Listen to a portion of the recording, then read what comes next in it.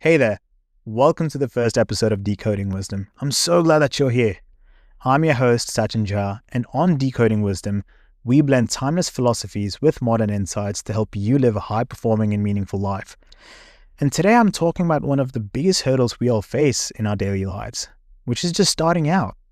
Whether it's a business, a blog, the hunt for a new job, maybe you're planning your first solo trip, or planning to start your own podcast. That initial step can feel very overwhelming at times.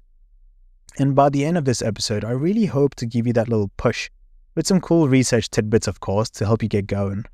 But let me start with the confession first. I spent ages telling myself that I'd do something to help people or make some sort of an impact on people's lives.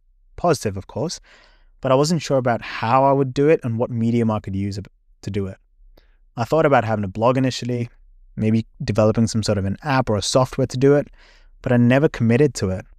I would start planning and freak out about what people would think about it, whether they'd find it cheesy or cringe, and just overthink things, whether the markets were oversaturated or not.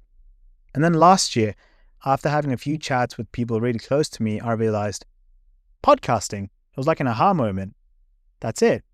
That sounds feasible and doable, but guess what? I still found reasons to put it off.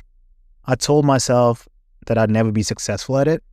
I told myself I wouldn't be a good enough host. Classic imposter syndrome. But then there was another layer to it, which is the logistics of starting a podcast. I thought I needed the perfect setup, the perfect camera, the perfect mic, the perfect background, the right episode ideas. And the list just kept going. And it was total analysis paralysis, which, by the way, Chip and Dan Heath talk about in their book Decisive. It's a phenomenal read, so I'd highly recommend you guys check it out. In simple terms though, analysis paralysis is when our brains have too many choices, it gets overwhelmed and it just freezes out. And I was living proof of it. But after like the millionth outline of episode 1, I realized that I was just stalling and that enough was enough.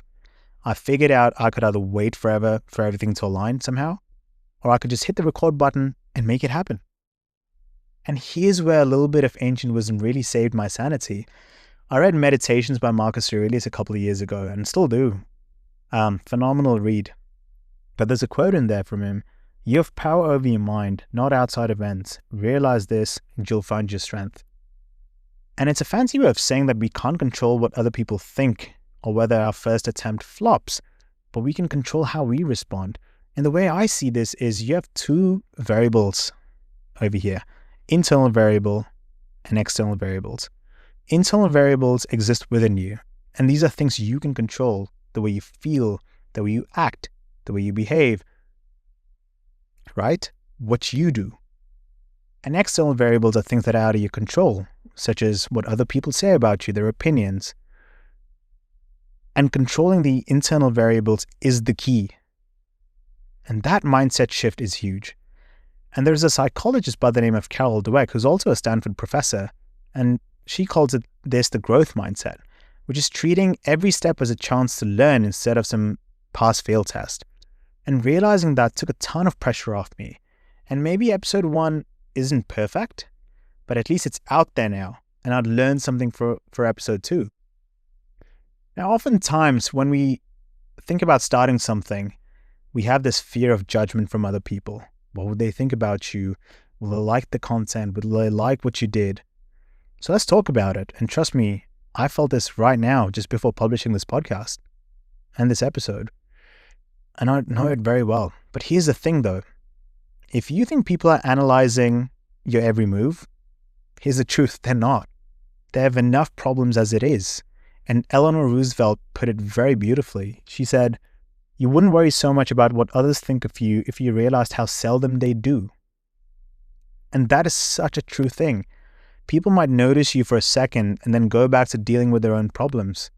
And realizing that really helped me let go of the idea that I needed some sort of universal approval. I mean, come on, how many times have we started or not started something in this case because of some imaginary critics that live rent-free in our heads? I mean, come on, why? You're already manifesting something negative that hasn't even happened yet.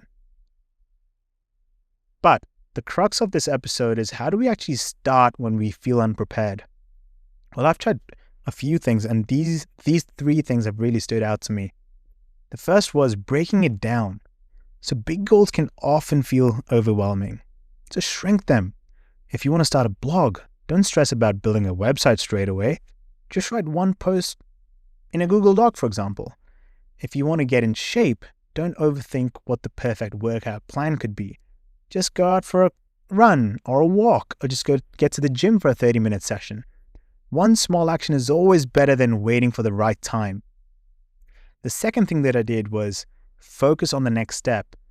So instead of obsessing over all the things that you could do wrong, ask yourself, what's the next small thing I can do? If you're thinking about switching your career, for example, maybe that's reaching out to someone within the industry on LinkedIn and asking them to have a chat. Or if you want to learn a new skill, just watch a tutorial on YouTube and get a feel for it. The key is to take a step, any step, so you can actually start building that momentum. And the third thing that I did, and I still struggle to preach sometimes, is embrace imperfection. I'm a perfectionist, personally speaking, but this one's big. Your first attempt at anything will probably be rough, and that's okay. Every great writer, entrepreneur, or athlete has started out as a beginner, right? And no one remembers that first draft, the first workout, or the first awkward YouTube video that you post. They remember the people who stuck with it, who got through with it. So instead of waiting until you're ready, just start. Make mistakes, own them, and figure it out as you go. Done is always better than good, and done is always better than perfect. So none of these ideas are magical cures, but they give you that momentum. And once you get the ball rolling, you realize it's not as scary as you actually made it out to be in the first place. So that's my 2 cents on starting before you're ready. Is it scary? Absolutely. But it's way less terrifying than actually waking up in a year's time from now and thinking, why didn't I just give it a shot? So if this has sparked anything in you, maybe a nudge to start the thing that you've been procrastinating on, reach out to me on Instagram. My handle is sachin.char23, or leave a comment wherever you're streaming this podcast or episode. And I'd love to hear about what you're going to start on and build. So thanks for tuning into Decoding Wisdom, the first episode as well. Really glad that you're here. I'm Sachin Jha, and remember, from my corporate experience, I've learned this. The best time to start was probably yesterday, but the second best time is right now. So keep growing, keep learning, and I'll catch you in the next episode. Cheers.